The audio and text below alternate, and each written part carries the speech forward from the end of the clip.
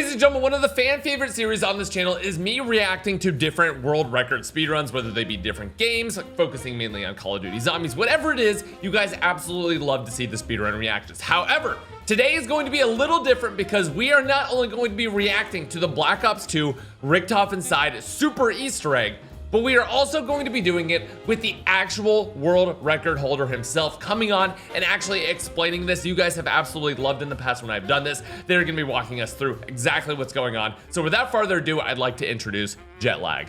All right, we are loaded in. We are ready with Jetlag here, and I have basically let him know that we are all here to learn from him, to learn from the GOAT. So Jetlag, walk us through, literally you're booting up the first map. Tell us everything we need to know. Just kind of like in general about this run and specifically for TranZit. How do you get started? And also, what am I seeing on my screen with all of this stuff floating in? Yeah, so the bottom right, so the top left of the screen, like all the text that showed up for a split second, that's just like an anti-cheat measure for Black Ops 2. Just shows everything that I have in my game, like all my scripts, so you can see I'm not like using any RNG modification or anything. So I already have a ray gun, which is a little bit, might look a little bit strange. I was asking about that one next, but yeah, go ahead. So yeah, the Victus runs of Black Ops 2 use a lot of perma perks. Like the perma perks are used throughout the entire run. So the ray gun off the wall was a perma perk that I just got, and I bought Quick Revive not because I'm bad and I'm gonna die later in the run, but there's a perma perk called Cashback, and any perk that you buy will give you 1,000 points back. So that's why I buy Quick Revive. It gives me a lot of money, which I'm gonna need later. So real quick, do you have to reset up all of these perma perks manually, or is this something that it's allowed for Black Ops 2 for you to like go into the game files and actually modify what perma perks you have before you start these runs? Because I know some of these take a long time to actually like set up in game so that you can use them. Yeah, we're allowed to like preset them. We have scripts that just give us every perma perk is every reset, and like stuff like the bank too. We just for, you know, the convenience of time, we let ourselves just give us all that stuff off the bat. Right. And is that allowed to reset? I know this is kind of a question for a future run. Is this something that you're allowed to reset every single run? You reset your perma perks, or is it like once you start the run, if you lose them, you lose them? Yeah, every run, every reset, it resets the perma perks back to normal, or back to what we want them to be. Cool. So, okay, so walk us through, for the people who haven't played TranZit in a while, aka me, what are you actually doing here? What is the actual goal of TranZit, and what are these teleports actually used for right now? Yeah, so the main objective is you want to build the jet gun as fast as you can, and so what I'm doing right now is I'm teleporting all over the place, all over the map to get to the jet gun parts, and as soon as I get a jet gun part, I want to go back to town as soon as possible. So right off the bat, the first TP that I got was actually to Chonoru, which the two playable TPs at the start, the two TPs you're resetting for at the start are the power station and Chonoru, because you want to turn on the power and then you also want a jet gun part. So I got knocked, which is good. I'm not going to have to reset that. And then I came back to town. I got the teleport next to the bridge, which brings me to town, which lets me get to the bank, buy stamina up, and place my jet gun part that I just got. Death, taxes, and most importantly of all, Death Knight. Ultimate Death Knight is coming back, not the awkward little regular Death Knight. Boo. He takes all the hits for your team. He's literally a friend who volunteers as tribute. He heals himself by watching the enemies heal. He's basically an emotional support skeleton because he shields your entire squad. Absolutely shuts down enemy legendaries with provokes, fears, debuffs, the whole 9 yards. And the best part is he's literally useful everywhere. He's like the Raid Shadow Legends MVP. He's very important. And the best part is you can get him for free right now by using the QR code on screen or downloading from the link in the description and using promo code UDKing in the game. And if you somehow missed this one, Raid Shadow Legends is also partnering up with Paramount to bring you the most radical crossover ever. Leonardo, Donatello, Raphael, Michelangelo, April, and Shredder coming to the game as legendary champions so you can live out your nostalgic childhood fantasies. I'm telling you, literally watching this as a child and now seeing them in a game like this is absolutely incredible. It's so nostalgic. The event is underway until November 13th, but you must start by October 30th to collect them all. Kick off your collection with the legendary turtle Michelangelo, who spreads debuffs, taunts enemies with trash talks, dodges their attacks, packs. And on top of that, you can fuse Donatello, summon Leonardo, Raphael, April, and Shredder through limited time events, and challenge Shredder in the event dungeon. And if you collect all 6, there's actually an additional reward on top of that. If you haven't started playing yet, then literally what are you waiting for? Click the link in the description or scan the QR code to get amazing bonuses only available via my link. Instantly, you'll get a huge starter pack with Chonoru. Level 15 will give you the amazing epic Uugo, and new players can pick one of the promo codes on screen right now to get a legendary champion of their choice. I see you still watching. I'm watching you. Link in the description, QR code, one or the other. Both will work. We'll see you in game. So everything so far is actually perfect RNG, which is what you would kind of expect from the very first run of this super Easter egg, because obviously I kind of explained already a little what a super Easter egg is in the intro, but the super Easter egg is once you start the first map, there are no restarts. There's no like taking the best, you know, buried run that you had. Everything is back to back to back. So you would assume Nocturne and Toten, or sorry, not Toten, sorry, TranZit would be usually the best run out of everything, and then everything from there is kind of like you just get the best runs you can in quick succession. Yeah. So far, this isn't exactly perfect. My teleport from Nocturne Toten, I think I went to Bus Depot first before getting to town, which is not good. And then when I got to town, I got the bridge teleport. There's a teleport closer to the buildable table. Oh, on the other side, town, on the other side of town. Yeah, got it. So even just getting those two, is this like, you know, you're not expecting perfect RNG, you just want to get some runs going, or is that like is that RNG considered good enough that you're like, okay, we're gonna try to make a run out of it anyway? Yeah, it's good enough for the beginning. Got it. So okay, so just walk us through overall. What are the Richtofen steps, and what is actually the hardest part about this first map here? Because obviously we've got a lot of maps to go, but what are the main run killers on TranZit that you have to watch out for the most? Also, you just scared me by jumping off right there. I'm not gonna lie. Yeah. So the steps of the Easter egg are you got to build a jet gun, and then you go back to the cornfield and like blow it up under the pylon. Then you got to get 25 kills with explosives, and normally the last step of the Easter egg is you have to get EMPs, and you have to EMP 4 lampposts like back to back to back to back. But for some reason, I'm not exactly sure the reason. For ZWR, the leaderboards that we use, the super Easter egg, you're allowed to use a solo mod on TranZit because for Die Rise and Buried, you can't complete the Easter egg on solo normally, so you use a solo mod for those two. Right. And I guess they decided it was a good idea to also let you use a solo mod for TranZit in the super Easter egg. So the last step is actually you only need to EMP 2 lampposts instead of 4, which makes it way easier than a normal speedrun. Right, got it. So and then I just wanted to point out as well, one of the like biggest quality of life changes Zombies has ever done has made you not have to do what you're doing right now, which is if you are looking at his little keyboard thing and looking what's on his screen, he is part juggling, which is walking while also simultaneously spamming. Also almost lost the part right there, which if you lose it in the fog is like game over. But it's basically you cycle the parts and you're dragging 2 different parts with you by just dropping it on the ground repeatedly across the map, which was, thank God, the last time they ever decided that it would be a good time to do this in Call of Duty. But yeah, the thing I was gonna say, in this Easter egg, the ray gun counts as explosive kills, right? So that's another reason why you want to go for that perma perk for that. Yeah. And then B, it is actually possible, correct me if I'm wrong here, this is just my horrible goldfish memory. It's actually possible to complete, without the solo mod, it is possible to complete this Easter egg solo, legit, but you need to actually get the EMP grenades, throw 2, pick up a max ammo, and then teleport and throw 2 more, right? Is that how you do it normally solo? But then they decided for this run that you don't have to do that. Yeah. Okay. Normally that would be the worst part of the speedrun, like the hardest part to do, but because you have to get them, there's no way to like spawn a max ammo in TranZit. You have to just literally get lucky and get one, which is another entire layer of RNG that after you're already doing so much RNG is just kind of ridiculous at that point. So we'll talk. I want to know more about the solo mods for the other maps.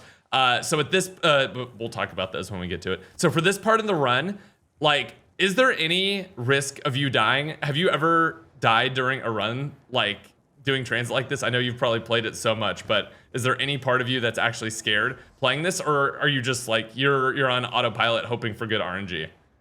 It's the entirety of the run is mostly autopilot. Like the only 2 spots that I ever like actually die in is in like the super later rounds if I'm trying to get to a certain teleport on like round 6. Right. So you need round 6 for the pylon, so you have enough zombies in 1 round to fill the pylon. And if I'm on round 6 before I'm out the pylon, obviously I don't want to kill any zombies. Right. And sometimes that can get a little stressful. Like there's a lot of zombies. Sometimes you can just get slapped and you don't realize it. But Right, so that's another reason that you're like, as you're running through here, you're actually taking the time to turn and shoot all the zombies, because you're trying to get to round 6, because round 6 has that 25 zombies, so you can do it all in one round and not have to wait for that round flip. Yep. Also, I kind of had a reaction to it, but getting the EMPs their first box hit is obviously a massive part of the run. Is that the most RNG that you need, is to actually get the EMPs out of the box? I think the teleports are more. You need more RNG for the teleports, because the perma perk for the mystery box actually gives you a lot higher odds to get the EMPs. I forgot about that. That was the bear on top of the box, right? That meant that you had the, and that missed that perma perk basically just gives you way better box RNG across the board, right? It's a little complicated. So it basically separates the box into 2 loot pools. There's a good loot pool and then like the global loot pool. Right. And on your first hit, you're guaranteed to get something from the good loot pool. And then on your second hit, there's a chance you get it on the good loot pool. There's a chance you get it on the global. And if you get one on your good loot pool on your second hit, then the third hit goes to global. But if you get a global hit on your second hit, then the third hit goes to a good pull. So there's a pretty good chance of getting it within 3 pulls if you have that perma perk active. Or I wouldn't say pretty good chance, but a lot higher than just normally hitting it. You're pretty likely to get the EMPs with one entire spin, like one entire box. Okay, that's a lot higher than I thought. And also just on the topic of perma perks in general, because they were such, like, for me, I know that all of this stuff has been like meticulously tested. Also, people have gone into the coding and figured it out. What are the requirements, if you even know, for getting the perma perk to get the ray gun first, the one to get 1,000 points when you buy the perks, and then getting that box perma perk? How do you get those normally? I don't actually know a lot of them exactly. The ray gun one is super confusing, and I've never understood it. that was the one that people were trying to figure out for so long, because you like buy the Olympia off the wall, but get a ray gun. Yeah, the cashback one, I don't know exactly how many, but you have to prone under buying a perk like a certain amount of times, and then to keep that one, you have to prone under every perk that you buy after getting the points. Right. And then also, sorry, go ahead. I actually don't know how the mystery box one works. I think you just have to pick up like consecutive guns from the box that you get. Got it. Sorry, I didn't mean to interrupt earlier. I heard you freak out because you had got the exact RNG you needed, right, to teleport over to this pylon in order to do the next step, right? Yeah. It took me 2 TPs to get here. Ideally, you want 1, but getting here at all is really good for the amount of time it took me. That's crazy. So what percentage of runs at this point in the game, overall in your like speedrunning career of speedrunning this map, how many runs actually make it to this point that you're at right now? Oh man. On a really good pace up to here, it's probably, man, I don't even, like 2 or 3%. It's oh my god. Like getting here on a good pace is not extremely common. That is way lower than I thought. I thought you were gonna say like 10% of runs, 2 to 3. That's like 2 in 100 is absolutely crazy. It could be closer to 10. I could be lowballing it a little bit. No, I mean, I'm sure when you're actually playing them as well, it feels a lot lower because you're just the disappointment is so often. So this obviously is the super Easter egg world record. How close is this TranZit run to the actual like TranZit only world record, where if you're only running TranZit? So it's almost a minute off of the real world record, but again, because it's using a solo mod, it actually saves like 45 seconds on the solo run. Okay. Ideally, I should probably be 40 seconds faster than this, but I just like playing out whatever games I got because the later runs have some crazy RNG in them. Right. And then there you go. That was the last step right there. So I'm just going to rewind. Do you mind just talking through real quick for people who have not done this TranZit Easter egg solo? Explain what you're doing right here. So yeah, I just filled the pylon with 25 kills, and the next step is to EMP the lampposts. So with the solo mod, you only have to EMP 2. So I run up on the first one. I already have a teleporter placed on it. I placed it right as I got here. So I run up on it. I throw an EMP, jump through the portal, and then throw another EMP, which EMPs 2 lampposts and ends the Easter egg. And that is with the mod. And then again, we would, if you weren't using the mod, it'd be the same exact thing, except you'd be just training out here waiting for max ammo, and then have a lineup to hit 4 different pylons with 1 teleport. So yeah, I'd be at the power station. Amazing. So that was the TranZit one. We'll fast forward here to Die Rise, a lot of people's favorite map to watch speedruns because this one is so ridiculous a lot of the time. Just anything you want to talk about with Die Rise, what you're doing off the bat, everything like that. Run us through it. What are we going to watch here? So the goal right now is to just get power on and build this liquefier. So up here, ideally I want less than 3 parts up here. There's 3 part locations up here for this liquefier. I want at least 1 up here, and I actually get none, which is like perfect. If I get 3 parts up there, I'm gonna lose like 25 seconds, and I actually got 0 parts up there, which is perfect. So I'm not gonna lose any time. And that the reason for that is because you would have to part cycle all of them down, and if you got if you got 3, you have to part cycle 3 different parts all down there walking the whole way. But if it's just 1 or 0, you can pick it up and then just run directly down there without having to like juggle the parts down or anything. Yep. And then I saw you go to the locker. What you picked it up so quickly and switched it so quickly. Oh, of course, the SVU for the Easter egg stuff. Yep. That makes sense. Is that also something that you preset with the mod instead of having to do it every single game? Yeah, I have a file in there that gives me that SVU every time. I like the custom camo as well. Dude, you would not believe the number of people who see a custom camo, see those like the things you have pop up on the beginning of the screen and be like, this guy is clearly modding his game. He has permanent double tap on his gun, stuff like that. It's really funny. Yeah. So I go down there to check a tile. So I've already stepped on the elevator tiles. So the first step of the Easter egg is to step on like the elevator tile, and then you want to step on the floor tiles that are around the map. And for the solo mod, you only need to find the one that's correct.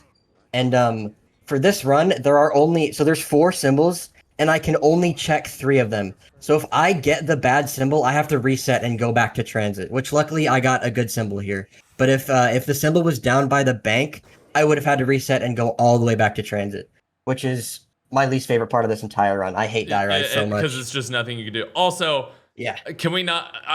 I need a moment to... What the hell just happened here? So, you can do a trick in these elevator shafts around the map. If you get a good... Like, there's different lineups for each elevator shaft. But you can line yourself up in a certain spot and then just spam jump, and you can just mantle up to the floor above you. It's really weird. That's so... If I have ever seen that before, I completely forgot about it. Also, what are you doing with this liquefier? Sorry, there's so much happening right now. If you've ever heard of the strat with the ray gun called Fast Ray, where you can just shoot semi-automatic weapons really fast by I think it's holding fire, spamming your weapon swap, and spamming reload, you can just go crazy with semi-automatic weapons, which is for some reason not allowed for high rounds, but it's allowed for speedruns. Got it. Are you using a macro for this, or is that literally you just going absolutely crazy? No, I'm just using my scroll wheel. I have like a really fast scroll wheel. That's crazy. That's actually insane. So then also a classic Die Rise trick here. You are part cycling down, getting right to the edge, and then dropping the part all the way down to the bottom floor so you don't have to keep running up and down. One thing I absolutely love about these old games is they have so many like cool little tricks and stuff. Also, switching out your gun for the B23R for what reason here? Just for convenience. The SVU sucks to like kill zombies close to you with, so I'd rather just have a close range option. Right. That I can actually aim. Got it. Okay, so also some perma-perk effects going off there. I just saw. Yeah, I actually don't know what that was. Sometimes you just earn them at random points. It's so funny how the perma-perks are such a massive part of this game, except no one back in the day knew how they worked at all, and still don't really. Okay, so this part that you're doing right here is now one of the actual Easter egg steps. Yes. So I have to get 16 flings here, and normally you have to place the trample steam on like another tile on the floor, but there's a trick in this game and in the Black Ops 3 version, the remastered version, where you can place your trample steam at any point like under or above the tile, and it still counts as being placed on the tile. Right, like it seems like in the game files they only did the check for it. Also about to do this trick again, I'm assuming, which is so crazy. That one's not in the Black Ops 3 version, right? Or Black Ops 3, the remake one. Yeah, so it seems like whenever they do the checks of if the trample steam is in the right place, they just check its like horizontal axis and not its vertical one, which is I guess is why you can put it down there. What is the reason that you actually want to put it down there aside from having it on the actual real symbol? Is it just faster? It's where the trample steam is built, so it's just right next to where you build the trample steam. Also, I gotta say, right there, we weren't like talking about it. I think I lost 45 seconds during that whole segment because normally you want to end your round 2, you want to end that round in the trample steam room, but for some reason to this day I do not know why, my zombie was all the way across the map in like a completely different room by another box location, and I had to go up and kill him to end the round, which lost me the most amount of time that anything in this run lost me. That's crazy, and I'm still mad about it to this day. Was that just? Do you know a reason why it was so far away? I have no idea. I think part of the reason is that I ended round 1 upstairs by the spawn room. Because normally I end round 1 like right before I enter the trample steam room, right? But I ended it pretty early, so that might have caused my spawns to be really far away. Man, that is crazy that something so small is the biggest time save in this insane world record super Easter egg. Also, really funny is that the zombies are not actually being flung here; they're just kind of like falling over and dying. When the whole point of this is you're supposed to be flinging them at the tower. It's kind of funny. Yeah. I believe I think it's turning off graphic content actually causes them to not ragdoll. Oh, that's the actual setting. Is there a reason that you turn off graphic content aside from, or is there a reason? I don't actually know. I think I just turned it off because I felt like it. And I can't believe that you're already done with the Easter egg. So during the run, I was checking the Mahjong tiles to get the code for the tower, and I had my chat help me out to keep track of them. But I actually got the code. It was a 50-50 between 2 codes, and I actually got the code correct on the first try. But a funny thing about Die Rise is the tower is not coded properly, and instead of only getting to punch in 1 code per round, you can actually punch in, I believe, 3 codes. Each like direction of the tower lets you punch it in an additional time. So that's a really good part of this run. So even if you had gotten it wrong, you wouldn't have had to go to the next round or anything? No, I would have been able to try it one more time before going to the next round. Oh, that's amazing. So, okay, so a 50-50 is not actually as game ending as it sounds like whenever you... Okay. Yeah, no, it's actually really good for it to be 50-50. And then also, one more thing I noticed in the menu, of course, the mod is also resetting your Easter egg completion progress, because if you had completed Richtofen, correct me if I'm wrong, it's actually impossible to complete Richtofen again without going down the access side, right? We don't use a mod to do that. Just before I start these runs, I type in a command in my console, reset stats, and it just wipes my Easter egg completion completely. Oh, yeah. So I don't have to... Okay, so it's not even a mod. It's just using the console. Okay, all right. We are on to Buried. I feel like Die Rise flew by. I was enjoying watching Die Rise, but... it's a really quick run. So, right off the bat, I bought Quick Revive for money. And I'm getting loads of points from the bank because this run is very heavily relying on the box. This is my bread and butter, this map right here. This is, I think, as of now, I have 37,000 resets on this map. Jesus, I have like 1,000 hours or something. So this is my map. This is the one that I'm gonna save the most time on. This is the one that I know the most about too. So just hitting box here. I need the paralyzer and the time bombs before I do anything, because both are required for the Easter egg. Well, you literally can't start doing anything until you get these. Until you have at least the paralyzer. Right. You can do most of the Easter egg without the time bombs, but I just get them both, just for the sake of it. Yeah, and so I was also about to ask. Surely you use Leroy here to like hit the box in place, right? Yeah, I hit every run. I hit 4 times, and if I don't get anything, I put candy on the box. Got it. I have had a game where I got box in 3 hits without having to use Leroy. As in, you got everything you needed in 3 hits? Yep. And that was one game out of 39,000. Well, I've had that happen a lot more than one time in like my regular buried resets. But for the super Easter egg theme, Okay. like I've had one game where I got boxed before having to lock it down. Do you have a favorite thing about this map? Obviously, you have played it a ton. Is there a reason that you gravitate so much towards this one? Do you have like a favorite part about it? Well, I just love the Easter egg in general, but the only reason that I'm still playing it is because I'm so far deep into the resets that I feel like if I quit now, I'd be wasting a bit of my time. Right. Are you the obviously you're Super Easter Egg world record holder? Are you the individual record holder for this map? Unfortunately, not. No, I haven't had a record on this map for like 2 years. And is this map the one that's in your sights right now? Yes, this has been my main grind for almost 2 years. That's crazy. Who is the world record holder for the individual map?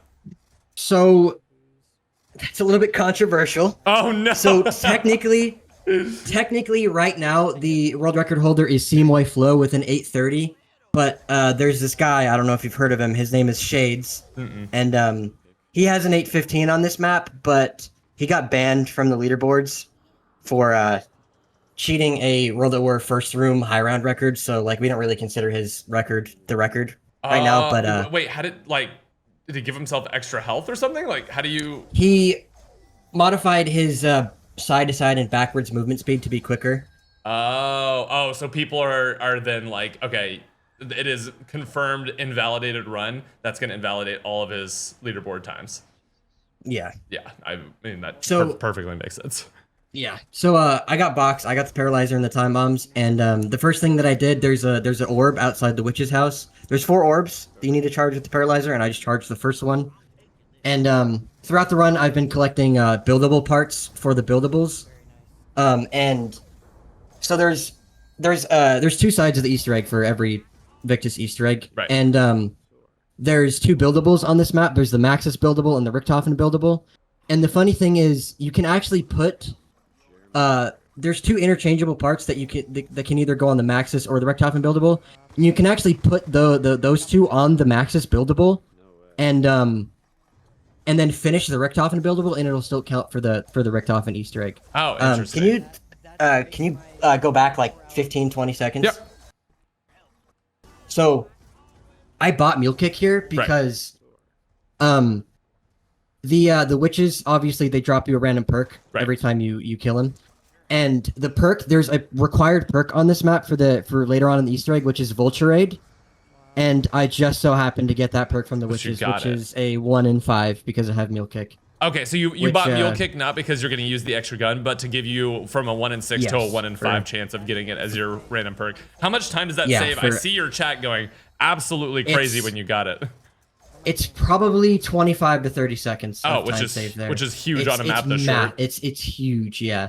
Like for world record on the individual map, you have to reset if you don't get Vulture Aid from the perk bottle. Right. And you don't buy Mule Kick either. Yeah. Oh, and you don't buy Mule Kick because even that could be too much of a time waste. Yep. Oh my god. So yeah, I put all the parts on the buildable and I charged all 4 orbs. So I got the lantern, and then the lantern requires 10 witch kills. So I'm just gonna go through the witch house and kill 10 witches to fill up the lantern.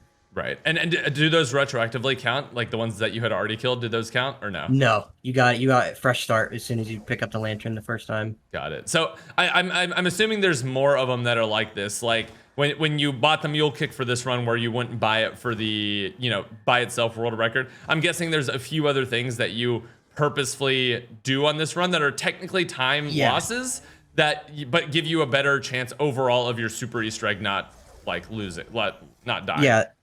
There's stuff like that, like all over Die Rise and Buried. Yeah.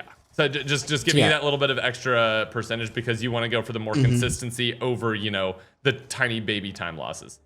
Yeah. Okay. Also, I already see you mailing the signs. Do you just have all of this completely memorized at this point? Oh yeah. Mm-hmm. Yeah. Is there any rhyme or reason to it? Like if you get a certain, like, do you just take a look at the puzzle on the wall and immediately know the order of it? Is there a rhyme or reason? Is it like? They all have every like line is a specific letter. Right. And like we just have a sheet that shows you the corresponding letters, like the corresponding ciphers to the letters, and you basically just memorize that sheet. You memorize what each of the lines look like. But there's nothing like if you know the first one and the second one, you know no, exactly. Okay, so it's they're all completely random, randomized every game. Okay, Yeah. I know there's a couple things like that, especially on Black Ops 3, where it's like, for instance, on not Duriz, oh my god, on Der Eisendrache, where the wisp can only go to certain locations if you know the first one. So, but it seems like Black Ops 2 is a lot more kind of spaghetti coated in a way. Yeah, it is very. So here I chased the wisp around and I'm getting 5 kills. So that max ammo is actually really bad. I want to max ammo as soon as I come out of round infinity, because I need to replenish my time bomb, because you require to use a time bomb for this step to go back in time. Right. And then after coming out, I would like a time bomb, because while doing the switches, if I have a time bomb, I can place it on the well, and after I do the switches, I can hit the time bomb and just teleport all the way back to the well instead of having to run back. Oh, so even though you're like, I mean, the time bomb makes it seem like you're going back in time, but it still has the Easter egg step like completed. Yeah, the Easter egg still progresses, yes. Okay, got it.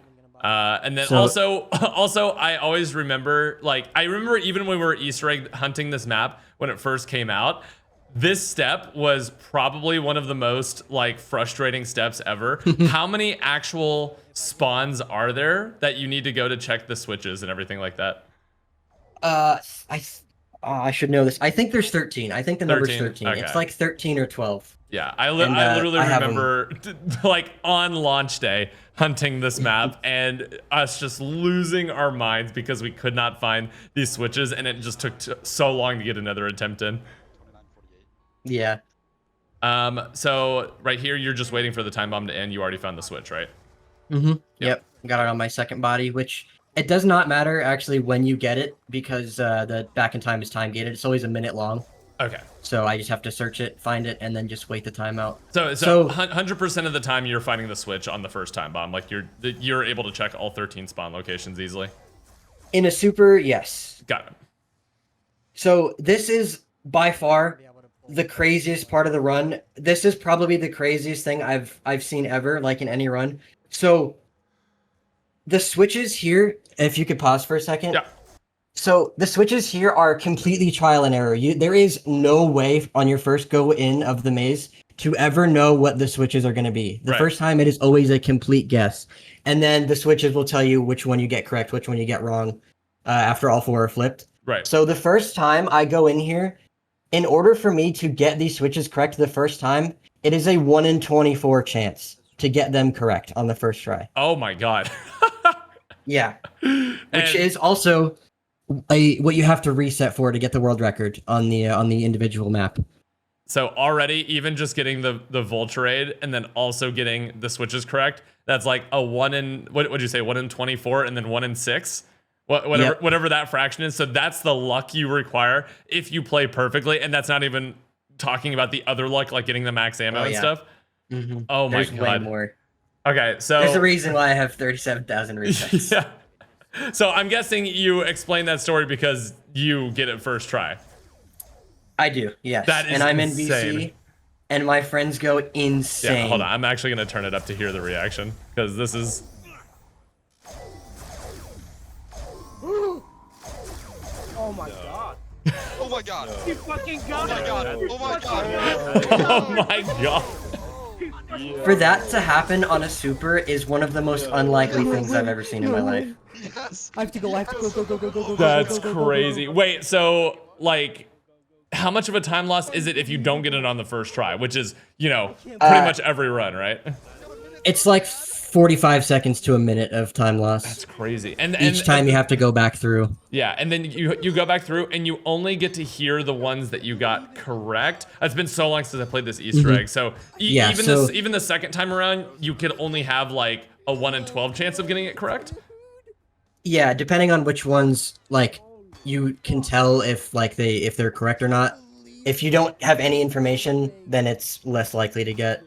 Right, so technically it could still be like a 1 in 18, 1 in 12, or 1 in 6 chance.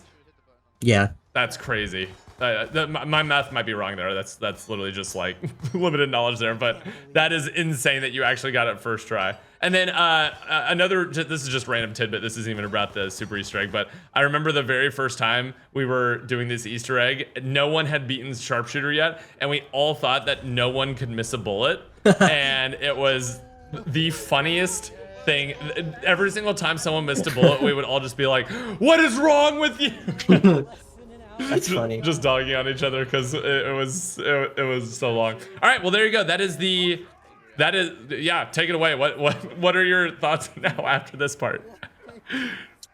Yeah, I don't. This was just like for the run to finish like this. It was just insane because after Die Rise, the entire run, I thought the run was dead. I thought I would have to reset because my Die Rise was really bad and I didn't get boxed quickly. So like throughout the run, the entire time I'm saying like, hey, it'll still record if I get the switches first try, or it still has a chance if I get Vulturade from the perk bottle and stuff like that. And it just so happens that that's the run that I actually get that stuff.